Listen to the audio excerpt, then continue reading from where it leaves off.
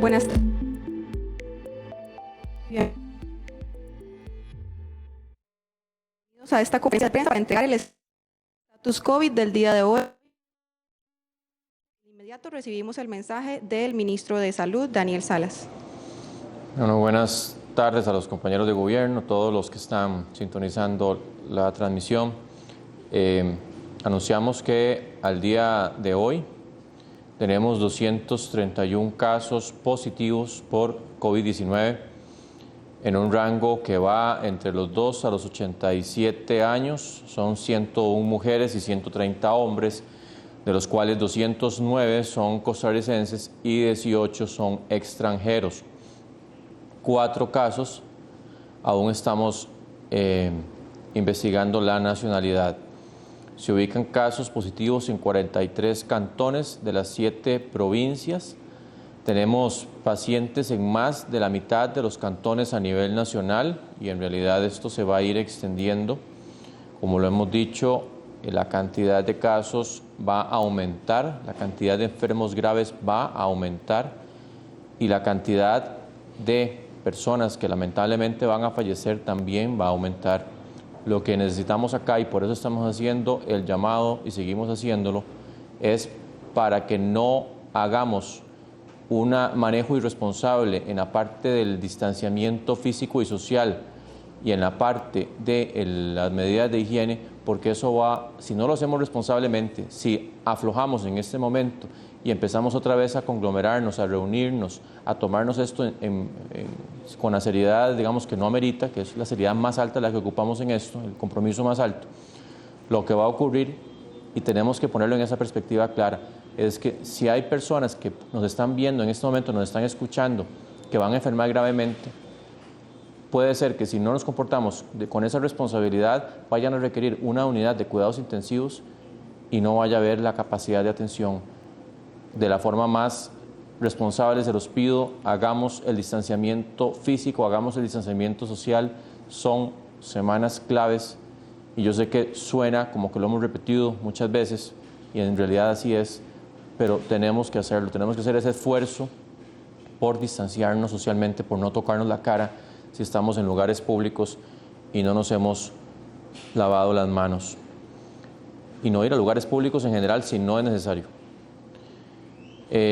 Tenemos 204 adultos, 16 son personas mayores y 7 son menores de edad. Hemos descartado un total de 2.331 personas y 2 han sido dadas de alta ya. Recordemos que hay 8 que están en este momento en análisis todavía para ver si se pueden dar de alta. ¿Y qué significa dar de alta? Dar de alta no significa que han estado ingresados en un hospital y que se les da salida, sino es más que todo que se habla de recuperación. Recuperación es cuando ya el virus no está presente en las secreciones de saliva. Tenemos 6 personas que se encuentran internadas en un hospital y 5 de ellas están en cuidados intensivos. Y reitero, son personas que van incluso desde los 35 años de edad. Así que tenemos que tener mucho cuidado en el sentido de que no es solamente proteger a los adultos mayores. Obviamente son de la población más frágil y tenemos que protegerlos mucho, tenemos que evitar que vayan a lugares públicos, tenemos que llevarles la comida, lo que ellos ocupen, enseñarles cómo usar o ayudarles cómo manejar los trámites virtuales, pero no tener contacto con ellos en la medida de lo posible. Pero insisto, también hay personas jóvenes y principalmente personas con factores de riesgo que también pueden enfermar gravemente y por eso ocupamos unirnos todos. También anunciamos que se les dio por parte de nosotros de salud, les dimos el aval a 5 laboratorios privados para que puedan realizar la prueba COVID-19. Eso no significa que necesariamente las pruebas estén disponibles inmediatamente, pero sí ya tienen la autorización del Ministerio de Salud para que puedan realizar las pruebas. Entre ellos están, más bien los que tenemos en este momento son Laboratorios Lavín, el Hospital Clínica Bíblica, Laboratorios Páez, Laboratorios San José y el laboratorio del Hospital Metropolitano. Insistimos en esto, que los hemos autorizado y es importante que la prueba esté cada vez más disponible en más partes del país para poder hacer diagnóstico oportuno y tomar las medidas de acción epidemiológica que se requieran, pero que estas autorizaciones están sumamente condicionadas a que haya un reporte inmediato de todos los casos sospechosos y los confirmados para que el Ministerio de Salud tome las acciones necesarias en la emisión de órdenes sanitarias, el levantamiento de los contactos cercanos y todo lo que se merite, el aislamiento obviamente que se requiere o cuarentena en caso que sea meritorio. Y en realidad pues el llamado sigue siendo, yo sé que se acerca el fin de semana, de verdad no podemos bajar la guardia. Que bajemos la guardia en este momento significa que tengamos no ya 231 casos, sino que tengamos muchísimos más en pocas semanas, en pocos días, y que esto vaya a significar lo que hablábamos anteriormente, la saturación, la no capacidad del sistema de salud de una forma intensa de no poder ofrecer los cuidados necesarios a los pacientes que vayan a enfermar gravemente. Insisto, el escenario apenas estamos empezando, van a haber más personas graves, bastantes más personas graves que van a enfermar y tenemos que, como decimos acá, amarrarnos la faja en este momento, no es después, no es cuando ya tengamos los casos graves que tenemos que actuar, es en este justo momento que tenemos que actuar con todo lo que ya hemos indicado. No busquemos lugares públicos si no es sumamente necesario. Vayamos a hacer compras a los supermercados solo una persona del núcleo familiar, no varias personas. Cuidemos mucho a los adultos mayores, no nos toquemos la cara si no nos lavamos las manos cuando vayamos al supermercado o a trabajar. Muchas gracias. Escuchamos el mensaje del doctor Daniel Quesada de la Caja Costarricense del Seguro Social. Buenos días.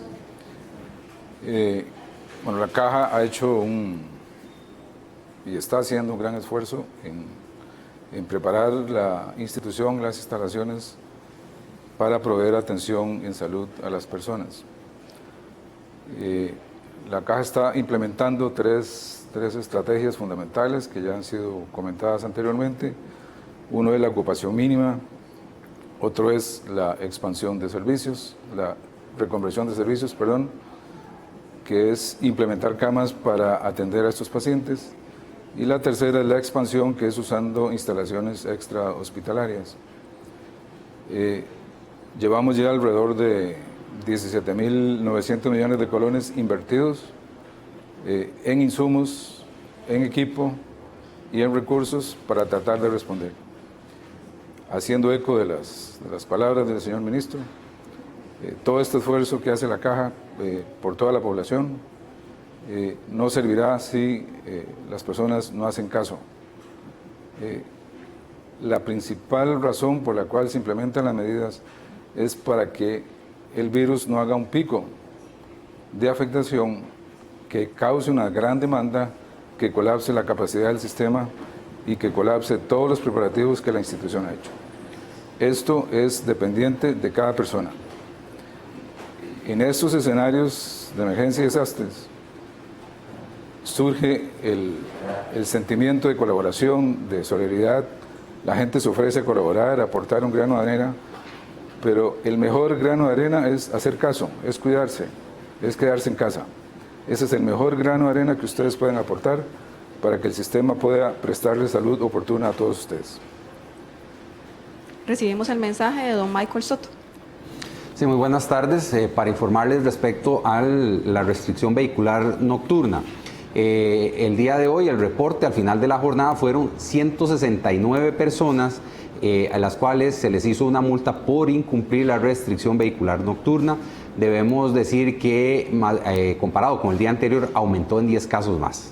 Es decir, las personas no están haciendo caso, como decimos popularmente en nuestro país, salen a jugársela a ver si la policía los intercepta o no, y debemos decir que tienen que cumplir con esta restricción y que vamos a seguir trabajando en las noches para que se acate esta disposición que es por el bien y la salud de todos los costarricenses. Además, el organismo de investigación judicial y algunas entidades bancarias me pidieron brindarle a todos los ciudadanos la siguiente información que es de alta importancia. Personas inescrupulosas aprovechando la crisis nacional y mundial, están tratando de estafar a los ciudadanos costarricenses de diversas formas. Por ejemplo, y para que pongan atención y no sean víctimas, se hacen pasar por funcionarios del Ministerio de Salud, donde les dicen que les van a hacer una exención de impuestos y que accesen a un link y den algunos datos personales, sobre todo bancarios, que puedan accesar a las cuentas y pues captar dinero y ser víctima de estafas las personas. También se hacen pasar por funcionarios de la Organización de Naciones Unidas, diciendo de la misma forma que están dando donativos y que accesen también a un link donde le piden datos bancarios. Otra es que se hacen pasar por empresas que dan créditos, diciéndoles que vista la crisis le facilitan un crédito rápido, con muy buenos intereses, que para esos efectos, para los trámites legales y administrativos deben hacer un depósito de dinero. Esto también es falso. Y bueno, finalmente tuve contacto con personeros del Banco de Costa Rica y del Banco Nacional de Costa Rica, donde están utilizando una estrategia que tampoco es real, que el único interés es estafar a las personas, hacer un fraude, donde les dicen que se están haciendo depósitos del FCL y que para eso deben brindar claves de acceso a las cuentas bancarias para estafar. Entonces, básicamente esos son los modos de operar. Recordarles a todos, ser desconfiados en este tema. Las claves no se les pueden dar de acceso, datos bancarios no se les dan a las personas, eso no lo piden los bancos y lamentablemente hay personas que están aprovechando esta situación. Desde seguridad, básicamente eso es lo que tendría que informar. Se nos incorpora la ministra de Planificación, doña Pilar Garrido. Su mensaje, por favor.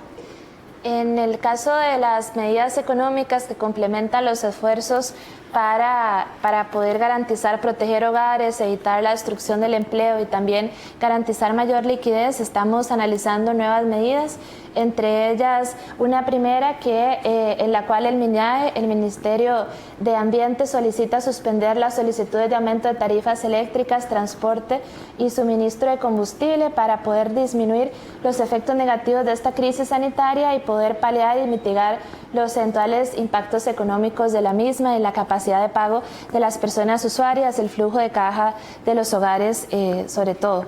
Hay otras medidas que también estamos visualizando. Una primera, hacer mayores sacrificios dentro de lo que es la administración pública, identificar aquellas partidas que no se estarían usando, como por ejemplo la partida de viajes u otras que se puedan redestinar y reasignar a lo que es la atención integral de la emergencia, tanto en su dimensión sanitaria como social como económica.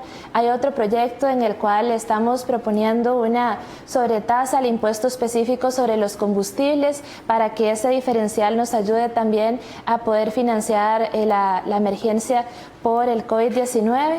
Uno tercero que se está analizando apenas, que de lo que se trata es de que sobre la base de la justicia y la solidaridad podamos, las personas que tenemos trabajo, que las personas que tenemos ingresos altos y que tenemos también la posibilidad de llevar sustento a nuestros hogares, de poder tener una vida con mayor estabilidad y sin incertidumbre, contribuir de manera adecuada con hogares que en este momento lo están pasando mal y que tienen incertidumbre sobre cómo van a resolver sus necesidades más acuciantes a partir ya del 1 de abril en sectores específicos.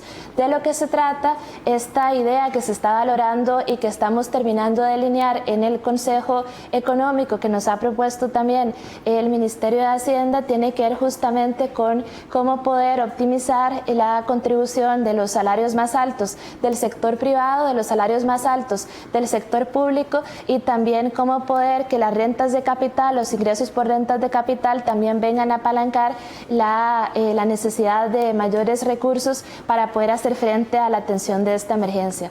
Es una propuesta que se está valorando en este momento, no hay una decisión definitiva en relación con los umbrales y los montos de la misma. Lo que pasa es que sí está pensada como una de las medidas que eventualmente se estarían presentando a la Asamblea Legislativa, que hoy compartimos con las y los diputados para poder conjuntamente llegar a una decisión sobre cuál sería la manera más solidaria, más justa para poder hacer esto. Y estaría cubriendo no solamente salarios altos de personas del sector privado, también del sector público y, repito, rentas de capital.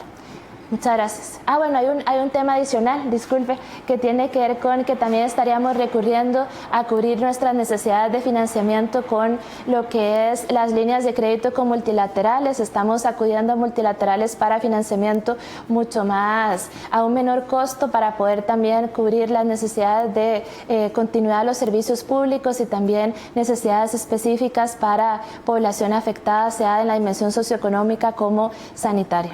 Muy amables. Iniciamos un periodo de consulta. Don Daniel de la Caja, nos solicitan datos del estado de salud de las personas que permanecen internadas en casos específicos. Tal vez si nos podemos referir al manejo de esa información. Bueno, nosotros por ética y por privacidad, que es un derecho del paciente, no se da información acerca de las personas.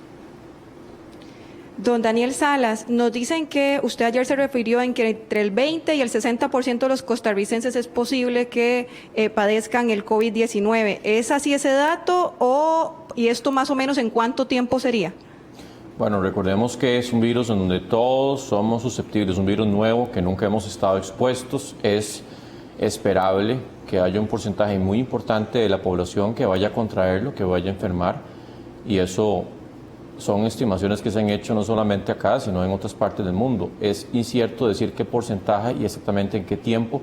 Lo cierto es que volvemos al punto más importante y por el cual estamos unidos como país, es que la cantidad de personas que se vayan a infectar no sean en pocas semanas. Y por eso es, porque volvemos al punto, si nos enfermamos todos en poco tiempo, o no digamos todos, digamos que un 20% de la población se enferme en cuestión de un mes. Imagínense que en ese porcentaje, ya dijimos, muchos van a salir adelante sin ninguna necesidad de una atención médica, pero los que son vulnerables especialmente van a enfermar gravemente. Y si todos, ese 20%, que es tal vez un porcentaje estimado bajo de la población que se puede infectar, ocurre en cuestión de un mes, no hay la capacidad, y ya lo hemos dicho, ni en Costa Rica ni en ninguna parte del mundo para atender a los casos graves como ellos se lo merecen. Y estoy indicando porque aquí cualquier persona que está viendo puede ser de esos casos graves. Aquí tenemos que, de verdad, unirnos como hermanos y hermanas que somos para hacer que esa cantidad de personas que se vaya a enfermar, que no sea tan rápidamente, que no tengamos la capacidad en el país para atenderlos. Don Michael, nos consultan si se ha considerado eliminar la restricción vehicular normal en estos días. No, todo lo contrario. La restricción vehicular normal de lunes a viernes por número de placa se mantiene junto con la nocturna.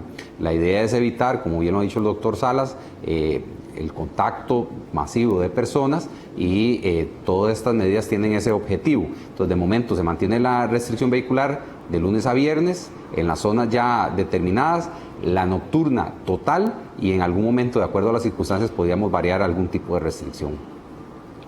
Don Daniel Salas, ¿qué pasa con los vendedores ambulantes? ¿Cuál es la instrucción para ellos y quienes están haciendo ventas en los semáforos? Bueno, ya hemos dicho, son en realidad actividades que no están reguladas, que están fuera de la regulación. Nosotros hemos estado manejando el protocolo específico para algunas poblaciones más vulnerables. Cualquier persona eventualmente que entre en contacto con cualquier objeto a nivel público, ya hemos dicho, debe ser a ese nivel de casi que sagrado lavarse las manos antes de tocarse la cara. Y eso aplica para cualquier cosa que se adquiera en la calle. En este caso, obviamente, estamos hablando de actividades que no están de forma legal, que no están regularizadas en el territorio, pero sí tenemos que hacer ese llamado a la población de que cualquier contacto que tengamos con un objeto fuera de nuestras casas, en la vía pública, tenemos que tener sumo cuidado de no tocarnos la cara si no nos hemos lavado las manos. Ya dijimos que el virus puede estar en cualquier superficie, que puede sobrevivir varias horas dependiendo de la superficie, del nivel de humedad, del nivel de temperatura, y que tocarnos la cara, habiendo tocado un objeto contaminado y no nos lavamos las manos, el riesgo es amplísimo de poder contraer el virus. Doña Pilar, ¿apoya el Poder Ejecutivo el retiro anticipado del ROP? ¿En qué consiste además el aporte solidario que se plantea para los trabajadores públicos y privados? Si podemos entrar más en detalle. En relación con el retiro del ROP, en este momento el Consejo Económico no apoya esta medida, ni tampoco el Gobierno de la República. Es muy importante lanzar el mensaje a las personas de que necesitamos asegurar la mayor protección para nuestra edad adulta mayor. Cuando seamos personas en situación de vejez, vamos a requerir mayores ingresos para poder tener estabilidad a la hora de sobrellevar una vejez mucho más plena. En este momento lo que tendríamos es un pico en los ingresos y eso no le beneficia a nadie, porque cuando más lo vayamos a necesitar, esa sombrilla de protección social no va a estar disponible. Don Daniel Salas, en China están reportando que los kits de test rápido no funcionan. ¿Recibió Costa Rica este tipo de test? ¿Cuántos recibió y cuándo se han utilizado? Si ya se usaron, ¿se harán nuevas pruebas en estas personas? Nosotros no hemos usado kits de detección rápida, hemos estado usando lo que ya la misma Organización Mundial de la Salud ha dicho que se puede usar, y los que han cumplido con estándares en la revisión de todos los requisitos que deben cumplir para el caso de los niveles del sector privado, y los que también han estado usando la Caja Costarricense de Seguro Social. Hemos estado usando lo que se llama PCR de tiempo real, y que es un examen que tiene una certeza en la detección bastante amplio, bastante fuerte. Doña Pilar, de nuevo, si podemos ampliar sobre el aporte solidario para los trabajadores públicos y privados, y además que cuáles proyectos de ley se valora para convocar a la discusión de diputados: arrendamientos, pensiones alimentarias, impuestos a salarios. En relación con lo que es el aporte solidario, hay un principio fundamental. Hay personas que en este momento, y les puedo decir que en el sector turismo nos han compartido datos que son absolutamente alarmantes, como que hay cerca de 180,000 personas que a partir del 1 de abril no van a tener un ingreso fijo. Para esas personas que no van a tener cómo hacer frente a su alimentación, a sus necesidades básicas, es que necesitamos generar una solución. ¿Cómo generamos esa solución? Esa solución se genera, como siempre, desde el ser costarricense, desde el principio más básico de justicia social, de distribución de la riqueza, de solidaridad. Por eso estamos visualizando que quienes tenemos un empleo y quienes tenemos sueldos que sean lo suficientemente altos como para poder aportar a otras personas que se encuentran en una situación de vulnerabilidad e inestabilidad, lo podamos hacer. Se está visualizando que contribuye a esto el sector privado, las personas que tienen salarios altos del sector privado, quienes tienen salarios altos del sector público, pero también quienes tienen ingresos por concepto de renta de capital. Este es un escenario que estamos diseñando en este momento todavía, que se ha abierto a la discusión tanto de la Asamblea Legislativa como de la opinión pública en general, y a la que le vamos a estar calibrando de tal manera que sea una propuesta viable y que cumpla con esos objetivos: proteger a las personas, garantizar de que estamos en este momento contando con los recursos necesarios para hacer frente a esta emergencia desde la óptica sanitaria, como social, como económica. Don Daniel Quesada, circula en redes un mensaje que plantea un escenario trágico en 3 semanas, donde los servicios de salud van a colapsar con solo 60 personas que lleguen a cuidados intensivos. ¿Cree en la Caja que este colapso se puede dar con 60 pacientes críticos o se trata de un mensaje alarmista? Como mencioné en el mensaje, la Caja ha implementado estrategias para reconvertir espacios. O sea, sí podríamos incrementar esa capacidad de camas, pero eso no depende del sistema, sino, reitero, depende del pico de la epidemia, y si eso pasa, nos puede saturar las camas de UTI y las camas hospitalarias. Por eso es que es importante que las personas asuman esa responsabilidad y que no es solo la suya. O sea, usted no es responsable, no solo, o no somos responsables no solo de nuestra salud, en este caso es de la salud de todos. Y esos son seres queridos, pero podríamos responder a eso si logramos bajar ese pico de la emergencia. Don Daniel Salas, ¿cómo debe reaccionar un ciudadano si observa vecinos realizando reuniones familiares o fiestas? ¿Debe denunciar, por ejemplo, al 911 o todavía no hemos llegado a ese punto? No, vamos a ver, o sea, lo que ocurra dentro de las casas, en inmediaciones, ¿verdad? Inmediatas, el terreno de la persona, de eso ya es una responsabilidad de cada persona y de cada familia. No podemos ingresar dentro de una casa y decirles que no se reúnan o que no hagan la fiesta. Eso es un llamado personal de responsabilidad, y que en este momento necesitamos que no se hagan conglomeraciones, y eso involucra dentro de la casa también. Hay que buscar la forma de que, de verdad, hagamos conciencia. Si son vecinos, tratemos de hablar de la forma más amigablemente posible. No es que vamos a entrar, ¿verdad?, el gobierno para impedir esa actividad dentro de la casa, pero por favor, es un llamado que hacemos. En este momento se hace sumamente importante que no hagamos conglomeraciones, reuniones familiares y similares, tanto obviamente en otros lugares como dentro de las casas. El hecho de quedarse en la casa, recordemos que es evitar aglomeraciones de personas. Esa es la misión, esa es la misión. Y no solamente se trata de quedarse en la casa para no ir a buscar en un lugar público donde hay más personas, sino también dentro de la misma casa. Así que hacemos el llamado porque ahí ya escapa completamente de nuestras manos la injerencia directa en detener eso, pero sí en la parte preventiva y en la parte de comunicación y en la parte de apelar a ese sentido de responsabilidad. Así como lo decía la ministra de Planificación, que en este momento tenemos que unirnos como país porque hay personas que además del asunto de salud directamente y que van a enfermar gravemente, también van a sufrir las repercusiones sociales y económicas, y justamente el hecho de que tengamos un sistema de seguridad social como el que tenemos, que parte de un principio solidario, en donde los que más tienen aportan para ayudar a los que menos tienen, tenemos también que conservar ese sentido de solidaridad, de unión, de saber que juntos podemos salir adelante, pero es una situación que en el mundo no se ha visto nunca y tenemos que tomar medidas diferentes ante una situación que nunca hemos vivido y que va a dejar muchas repercusiones sociales y económicas, además de las de salud que ya hemos dicho. Van a haber lamentablemente más personas enfermas y dentro de ellas un porcentaje que va a enfermar gravemente y que va a requerir de esa unidad de cuidados intensivos. Eso es lo que ocupamos en este momento, ser solidarios, unirnos, sentir que somos un solo país y que no tenemos una capacidad ilimitada para atender a toda la gente en los servicios hospitalarios. Tenemos una capacidad que no debe sobrepasarse y eso va a depender mucho de esa respuesta que, le digo, no bajemos la guardia, no empecemos a buscar ir a la vía pública como si nada estuviera pasando. Son momentos que tenemos que restringirnos y acatar esa recomendación, ese llamado fuerte de no buscar lugares conglomerados, no buscar lugares donde hay más personas para que no haya un número incrementado y tengamos ese colapso del sistema de salud.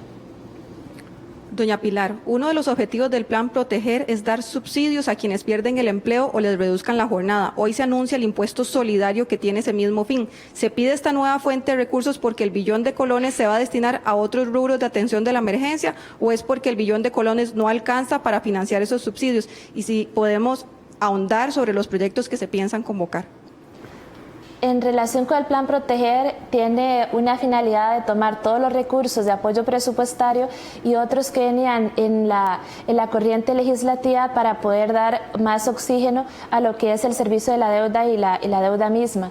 Lo que amortizar esta última. Lo que hemos visualizado en este momento es que la pandemia se impuso a esta realidad y a este proceso de consolidación fiscal, lo que no significa que estemos abandonando esa ruta, sino que en este momento es necesario atender las prioridades. Y las prioridades aquí son absolutamente claras: resguardar la salud y la vida de las personas y a partir de eso también identificar maneras para poder llegarle a esas personas y proteger a quienes en este momento están viendo afectados por las repercusiones económicas de lo que es la pandemia. Y a partir de ese momento hemos visualizado que vamos a necesitar destinar recursos para esta emergencia en 3 sentidos fundamentales. El primero, atención sanitaria. Si hay algunos requerimientos adicionales que se necesitan, pues contar con la fuente de financiamiento adecuada y de manera oportuna. La segunda tiene que ver justamente con los subsidios para las personas que se encuentran en una situación de suspensión temporal de su contrato de trabajo, un segundo momento en que han sido despedidos y sus patronos no pueden hacer frente a las prestaciones que corresponden por ley, y un tercer momento a quienes por jornadas flexibles perciben ingresos que no sean lo suficientemente robustos para poder hacer frente a las necesidades de alimentación y necesidades básicas de las personas. Esas 3 medidas, junto con una cuarta que sería garantizar la liquidez necesaria para poder hacer frente a la continuidad en la prestación de servicios públicos del Gobierno de la República, son todas necesidades acuciantes que se cubren con el Plan Proteger.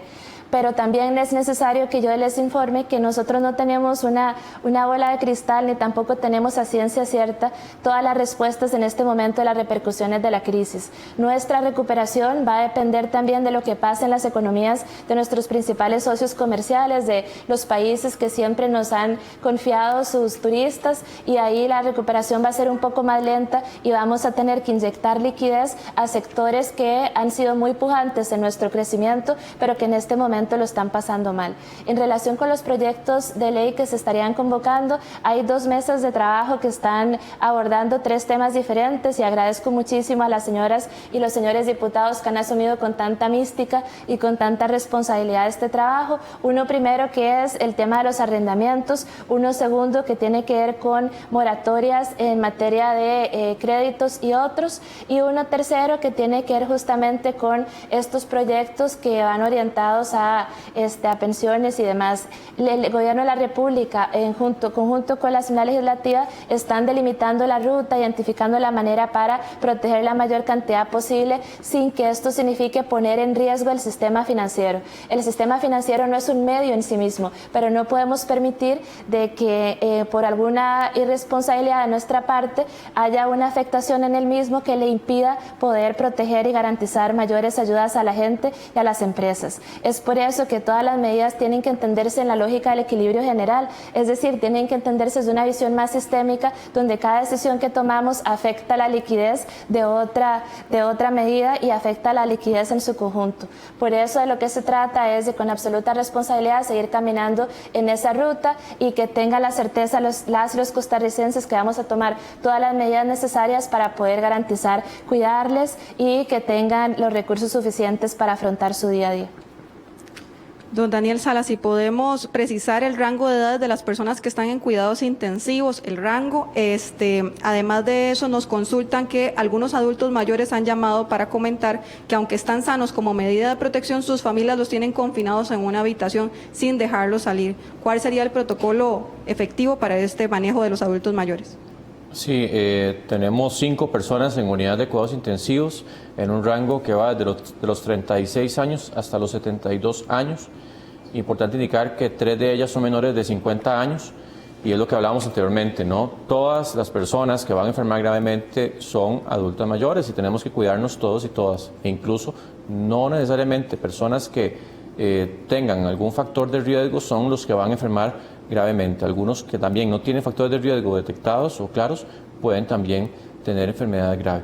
Con respecto a los adultos mayores, ya hemos indicado que tenemos que minimizar el contacto con ellos en la medida de lo posible. Si se puede hacer ese distanciamiento, hay que explicarle mucho a ellos que es por el bien de ellos y que esto es una enfermedad que se comporta gravemente, especialmente en ellos, y que son tiempos difíciles, que son tiempos que nunca antes hemos vivido, que tenemos que tratar de hacer ese distanciamiento, y pues no es que no puedan tener del todo algún contacto en el sentido de no tratar de tocarlos, no besarlos, no abrazarlos.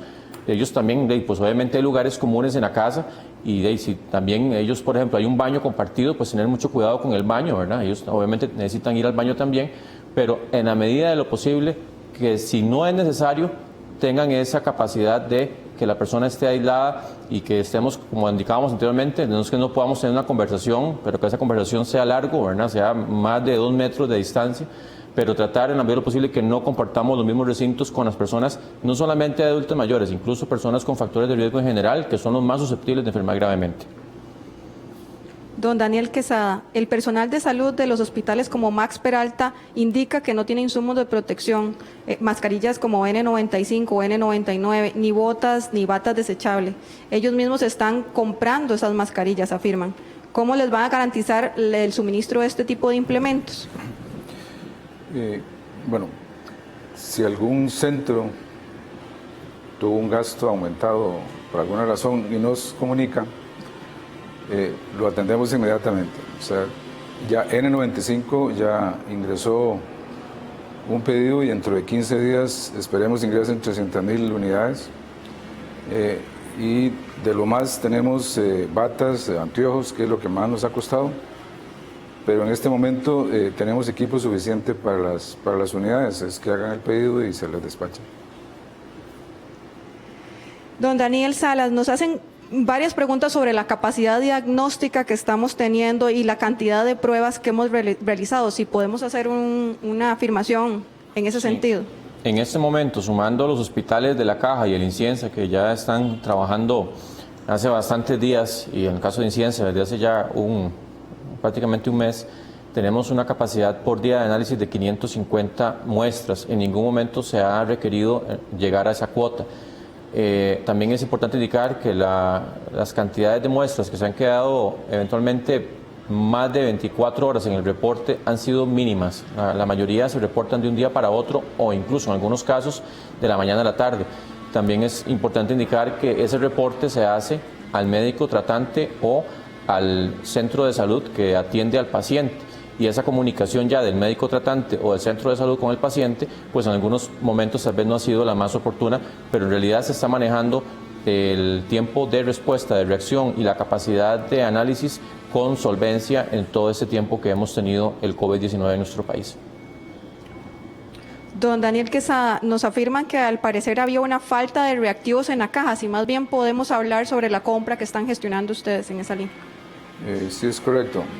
O sea, ahorita hay en existencia 1.800 y algo de reactivos y hay una compra por 10.700 que se está gestando, que esperemos ingresen pronto. Ahorita hay capacidad para la demanda que estamos teniendo.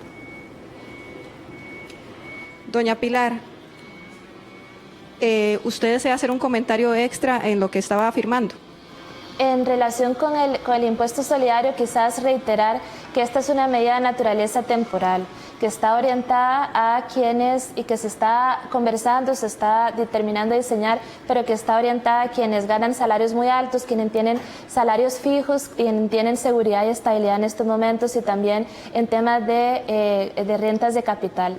Esto es una medida que no va a ser mayor y se ha visualizado en este momento que no sea mayor de 8 meses para poder hacerlo. Pero también quisiera decir que en la lógica de los proyectos de ley que vamos a incorporar en la Asamblea Legislativa también estamos pensando en el día después, en lo que don Alex, el de la Comisión Nacional de Emergencia, siempre nos habla de la recuperación. Cuando haya pasado y el último caso de COVID y estemos dando todos que estemos personas absolutamente saludables. También para ese día estamos trabajando con proyectos de inversión pública, repensando el perfil de la gente que necesitamos para poder incidir en nuevos perfiles de empleabilidad con el INAH y en un conjunto de proyectos que también estaremos sometiendo a consideración de las y los diputados.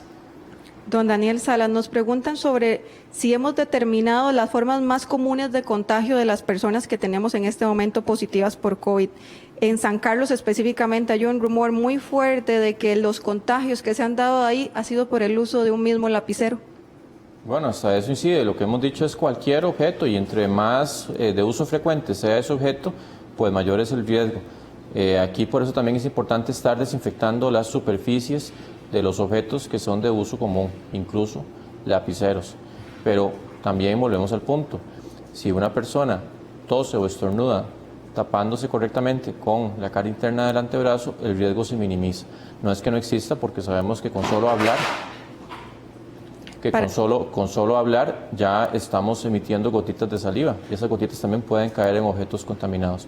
Obviamente también entre más una persona tenga síntomas, tenga tos y tenga fiebre, pues sabemos que la capacidad de que esas gotitas de saliva que salen de esa tos infecte o más bien contamine objetos y que esos objetos vayan a infectar a alguien más se multiplica. O sea, lo que quiero decir es con síntomas el virus está más presente y se puede transmitir todavía más fácilmente, obviamente de manera directa a través de las gotitas de saliva si alguien estornuda en un espacio cerrado, muy cerca de alguien, pero también a través de los objetos que manipulamos con frecuencia. Don Michael Soto, ¿cuánto personal de la policía se ha enviado a diferentes lugares a la frontera para vigilar el ingreso de extranjeros ilegales? Bueno, eso es un dato que es confidencial. Lo que sí les puedo decir es que se ha reforzado tanto la frontera norte como la frontera sur, con el personal suficiente para cubrir 24 horas y pues se valorarán escenarios posteriores, pero una cuestión de estrategia policial, los datos nunca se dicen. Don Daniel Quesada, ¿se autoriza la entrega de 2 o 3 meses de tratamiento para pacientes de la tercera edad? ¿En qué zonas? Tenemos una situación en Carrillo de Guanacaste donde dicen que no se les permite esa entrega de tratamiento por esa cantidad de meses. Bueno, sí se ha implementado la estrategia. Algunos sitios es porque no tienen capacidad de almacenaje y entonces no pueden implementarlo, pero no es porque esté o porque no esté decidido, es por la capacidad que puede tener. Esa sería una razón por la cual no se está haciendo y no se dio autorización a las áreas de salud. Don Daniel Salas, los medios nos indican que han recorrido las calles y se nota un aumento de las personas que andan transitando. Si este aumento en el número de casos se debe a que tal vez hemos flexibilizado un poco nuestra conciencia contra el COVID. Insisto, aquí es un llamado a la población a que hagamos todos y todas esa respuesta de mantenernos distanciados, de mantenernos lo más lejos posible de otros, y eso, vuelvo a indicar, solamente debemos de salir de la casa si es para un asunto muy importante como ir a trabajar en caso de que no se pueda hacer teletrabajo, ir al supermercado a comprar las cosas que necesitamos para alimentarnos o para otras cosas básicas, o bien una emergencia, una situación de urgencia donde tenemos que ir o consultar ya si hay una dificultad respiratoria, ¿verdad?, progresiva, por ejemplo, que tengamos que ir al servicio de salud. Pero, o sea, si no son esas cosas, la gente no debe andar en la calle. Hay que minimizar de verdad el riesgo y eso solamente se puede lograr si la gente se queda en sus casas, no para reunirse con otras personas, es para mantener ese nivel de distanciamiento social y físico que se requiere en estos momentos. Vuelvo a insistir, si bajamos la guardia, vamos a tener un escenario en que va a ser mucho más difícil ofrecer esos ventiladores, esos respiradores para poder hacer que alguien siga respirando, que ya falla, no puede respirar por sí mismo y que ocupamos darle una asistencia médica. Solamente si la gente responde adecuadamente, vamos a poder ofrecer la mayor cantidad de respiradores a la gente que verdaderamente lo va a requerir. Y eso, insisto, no hay otro escenario posible si no hay respuesta de la población. Don Daniel Quesada, entendemos que un porcentaje importante de los medicamentos que despacha las farmacias de la Caja provienen de la India, país que incluyó el cierre total por COVID-19. ¿Se ha evaluado el impacto que la paralización de este país pueda tener? ¿Buscan otros proveedores? Y si puede explicar que existan otros riesgos de suministro de medicamentos por el cierre de algunas otras fronteras. Efectivamente sí, pero no le podría llevar la información en datos del impacto, no tengo esa información ahorita.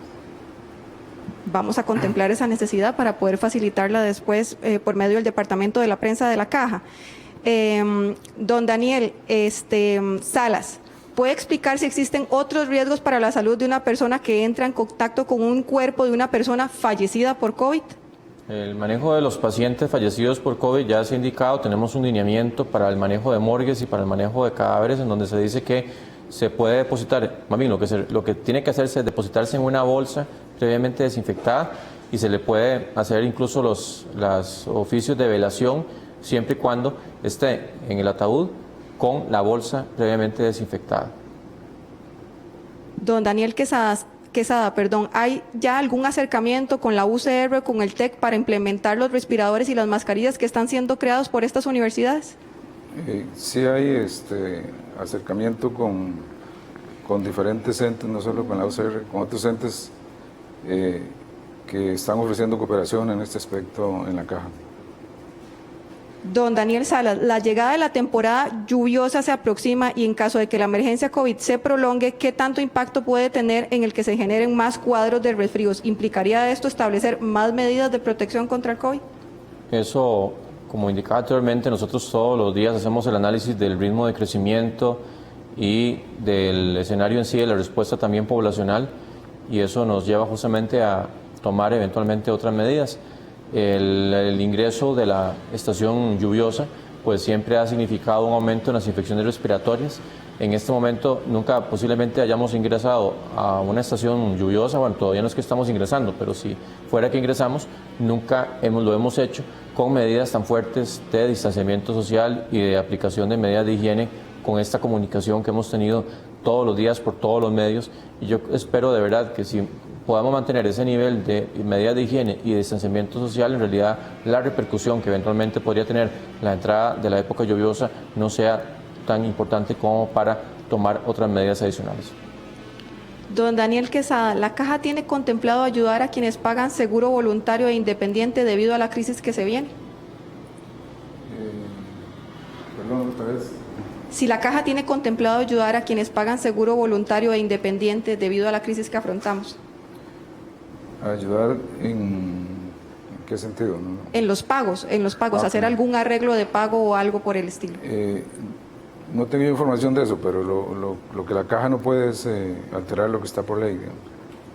Ok. Para don Daniel Salas, Panamá reporta más de 500 casos positivos. ¿Autoridades panameñas le han pedido ayuda al Ministerio de Salud en Costa Rica? Hemos hecho el plan de contingencia, que está en elaboración, más bien el plan de contingencia centroamericano, y específicamente no hemos recibido, al menos no directamente se ha conocido en el COE, alguna solicitud de apoyo por parte de Panamá. Don Michael Soto, en el caso que un oficial de la Fuerza Pública logre ver a un chofer de bus que va con una capacidad no permitida de pasajeros, es decir, con sobrecarga según las estipulaciones establecidas por salud, ¿qué proceso se sigue? ¿Se le detiene? ¿Las personas pueden acudir a los oficiales en caso de que vean que esta medida no se está cumpliendo? Claro, recordemos que hay una serie de disposiciones de medidas sanitarias que se establecen como tal y el incumplimiento de las mismas acarrea una apertura de un proceso penal por el no cumplimiento de una orden sanitaria. ¿Qué debe hacer el oficial de fuerza pública? Notificar a la persona, pasar un informe al Ministerio Público para que el Ministerio Público le abra un proceso por ese delito. Don Daniel Salas, ¿qué sabemos sobre los menores de edad y su respuesta al COVID? ¿Podrían detallar más o menos cuáles son los síntomas más frecuentes, las condiciones de riesgo, si hay diferencias entre un recién nacido, un menor y un adolescente? ¿Las enfermedades respiratorias y el asma son factores de riesgo? Sí, ya hemos dicho que el asma como enfermedad crónica que es un factor de riesgo, igual que por ejemplo las enfermedades obstructivas crónicas pulmonares, que muchas se generan por el tabaquismo, aunque pueden haber por otras causas, pero cualquier enfermedad pulmonar crónica se convierte en un factor de riesgo para enfermar gravemente por COVID-19. Respecto al comportamiento de niños, ya lo hemos indicado, los niños son el grupo que menos manifiesta síntomas más importantes o más, incluso de más gravedad. Lo claro que pueden enfermar, incluso se ha hablado de que muchos de ellos pueden tener un concursar de forma sin síntomas con la enfermedad, pero en realidad es el grupo de menos riesgo en general. Hablamos de menores de 15 años, la afectación es bastante baja. Doña Pilar desea hacer una aclaración sobre lo dicho.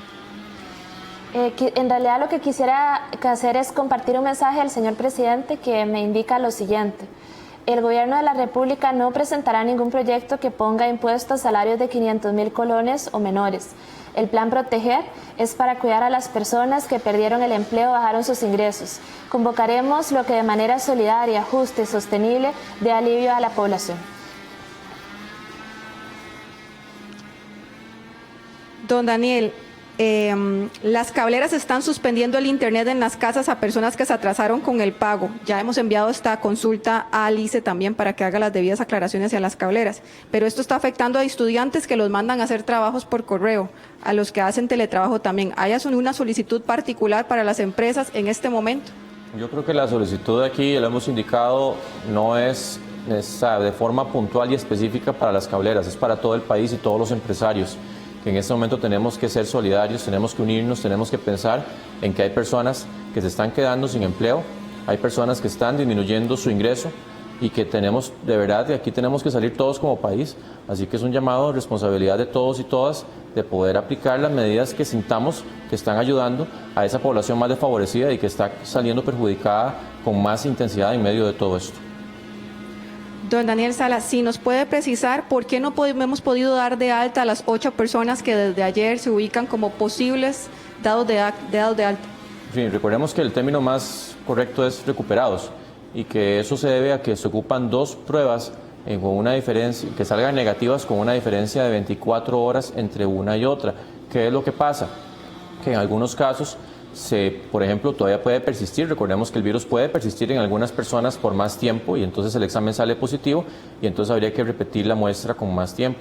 O en algunos casos, por ejemplo, ha salido una prueba negativa y resulta que la segunda, por alguna circunstancia, sale indeterminada. Entonces hay que volver a tomar la muestra y volver a correr para tener justamente esa negatividad con consecutividad de dos pruebas en una diferencia de 24 horas.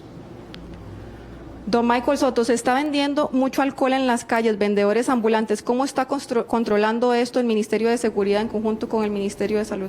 Sí, esto tiene que ver un tema más con el tema del Ministerio de Economía, Industria y Comercio, y ahí estamos haciendo algún tipo de coordinaciones para que esto, pues evitar la especulación. Además quiero reiterar lo que decía doña Pilar, si me lo permiten, hacer énfasis en lo dicho por el señor presidente. El gobierno no presentará ningún proyecto que ponga impuestos a los salarios de 500.000 colones, no presentará. Entonces sí, para reafirmar ese comunicado, por favor. Don Daniel, nos preguntan sobre el detalle de la prueba que está poniendo a disposición los entes privados y si ellos también hacen este panel completo respiratorio FilmArray antes de proceder con la prueba COVID. Ok, bueno, recordemos que en los últimos protocolos que tenemos disponible a nivel nacional, el hecho más bien de que tengamos un paciente, por ejemplo, una persona que ha sido contacto directo de un caso confirmado, ya cambiamos el criterio y no tiene que pasar por un panel respiratorio primero, ya incluso se le hace COVID-19 inmediatamente, por esa cercanía o el nexo tan cercano con alguien confirmado.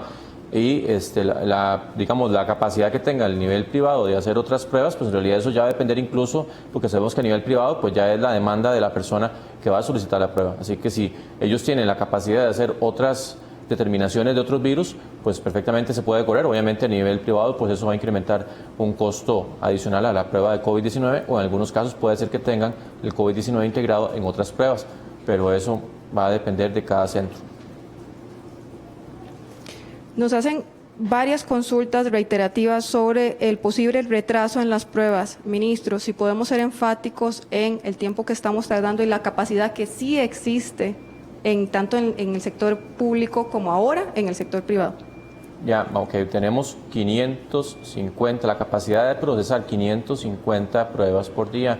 Insisto, no hemos llegado a la necesidad de procesar esa cantidad y ya estamos haciendo todo lo posible en la parte de compras, con todo lo que ha sido las donaciones eventuales y con todo lo que incluso la misma OPS nos ha dado para aumentar esa capacidad si se llegara a requerir. Insisto, hasta este momento estamos todavía lejos de necesitar esa cantidad de análisis de muestras por día. Y vuelvo a insistir en lo que han sido los resultados, lo que hemos tenido es un porcentaje de un 95% más que se han procesado incluso desde la mañana y que el resultado está en la tarde o que a lo sumo ha estado el día siguiente. Muy poquitos casos en realidad han tenido un retardo de más de un día. Han sido menos del 5% y estamos cumpliendo con ese tiempo que consideramos que es bien porque son en realidad muchas muestras que se están analizando día con día y pues obviamente eso hace que no podamos agarrar cada muestra independientemente y tenerla en cuestión de 3 horas. Ya eso lo habíamos indicado anteriormente cuando dijimos que Inciensa tenía la prueba y que iba a depender de la cantidad de muestras que se iban a procesar de forma simultánea la duración y que posiblemente eso estaba en cuestión de 12 a 24 horas y eso es lo que hemos venido manejando. Para finalizar, don Daniel, medios regionales y nacionales están preocupados por el aumento de casos en Alajuela. En este momento duplica casi a los casos en San José.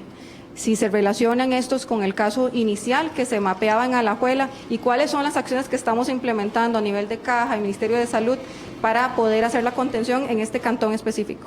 Bueno, ya hemos indicado que sí, ahí tuvimos el asunto de la persona que hizo un contacto, más bien un contagio de 23 personas que a su vez algunos de ellos han hecho el contagio a otras personas más. En realidad ha sido el clúster o el conglomerado de casos más importante que hemos tenido en todo el país, pero recordemos que el virus también va a ir avanzando, que vamos a tener, ya vean que ya tenemos más de la mitad de los cantones con presencia de casos y que al final esto va a llegar a todos los cantones.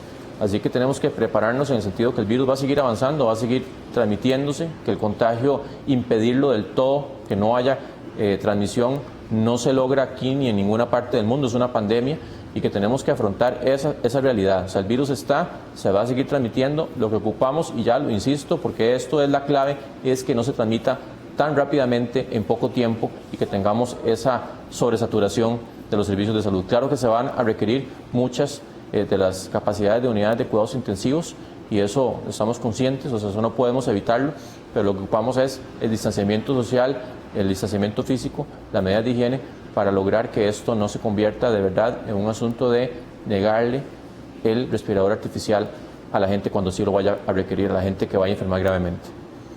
Con el mensaje del ministro damos por concluida esta conferencia de prensa. Nos vemos mañana a las 12:30, siempre en línea. Muchas gracias. Buenas tardes.